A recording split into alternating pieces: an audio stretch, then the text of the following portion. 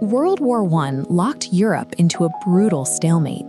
For years, millions of men were trapped in static trench lines, relying on early-generation technology that routinely failed under the sheer stress of combat. Machine guns jammed when exposed to the mud, early tanks incapacitated their own crews with noxious fumes, and the first combat airplanes were often too fragile for the rigors of the front. When the United States entered the conflict in 1917, the military faced a massive logistical problem. They lacked the time to design, test, and manufacture entirely new weapons from scratch before sending troops over to the front lines. Instead of attempting to invent flawless theoretical weapons, American engineers took a pragmatic approach. They looked at existing designs, identified the specific points of failure, and iterated on them to create hardware that would survive the European mud. This pivot toward iterative problem-solving allowed the United States to rapidly arm millions of men with gear ready for the front lines. Look closely at the cramped, dirt-walled conditions of this trench. Standard infantry rifles built with tight tolerances frequently choked on this pervasive grit. While the American Springfield rifle is better remembered, the M1917 Enfield was the actual workhorse of the American Expeditionary Forces. As you can see in this mass firing drill, nearly 75% of American infantrymen carried the Enfield into combat.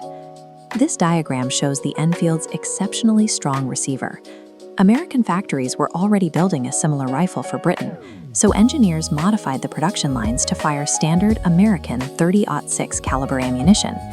They also added an aperture sight, a small peephole-style rear sight, positioned closer to the shooter's eye. This tweak provided a much faster sight picture when soldiers needed to aim quickly in chaotic, muddy conditions. Defending those trenches required sustained firepower, which leads us to the prolific firearms inventor John Browning. Browning designed the M1917 machine gun to fire 20,000 rounds without a single malfunction. He achieved this by using a reliable recoil-operated system, where the energy of the fired bullet forces the internal action to cycle.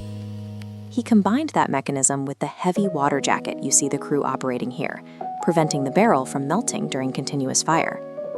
By adapting the Enfield for rapid production and perfecting the mechanics of the M1917 machine gun, engineers gave American troops a reliable defensive baseline that could hold ground in the worst environments imaginable. But holding ground was only half the problem. The defensive lines were so heavily fortified that standard infantry offensive pushes were often suicidal. To break that stalemate, the military adopted the M1918 Browning Automatic Rifle, or BAR. Unlike heavy, stationary machine guns, this weapon features a magazine-fed design specifically meant to be carried by advancing infantrymen. The BAR is a gas-operated light machine gun, meaning it uses the high-pressure gas from a fired cartridge to automatically load the next round. A single soldier could carry it over the shoulder using a specialized sling. This setup created a tactical concept known as walking fire. A soldier could lay down rapid, suppressing fire while walking steadily toward enemy lines. While the infantry gained mobile firepower, armored vehicles needed a structural redesign. Early European tanks routinely incapacitated their own crews with extreme heat, deafening noise, and lethal carbon monoxide buildup. A joint Anglo-American engineering effort produced the Mark 8 Liberty tank. This massive, track-driven war machine was powered by a powerful 12-cylinder Liberty V12 aircraft engine. To solve the suffocating conditions of earlier models, engineers introduced a specific layout. This top-down blueprint shows the tank's compartmentalized interior. A solid internal bulkhead physically separated the massive engine block from the human crew cabin. This layout reduced the heat and exhaust fumes that had routinely incapacitated earlier tank crews. By mobilizing squad-level firepower and protecting tank crews inside a sealed compartment, engineers finally provided the mechanical means to safely push out of the trenches and advance on the enemy. Up in the air, the survival mathematics were equally grim. Early combat airplanes were notoriously difficult to handle, resulting in high casualty rates for new aviators trying to master the controls. The Curtiss JN-4 Jenny, a twin-seat biplane seen here parked on the grass, took a different path. It succeeded by avoiding European combat entirely.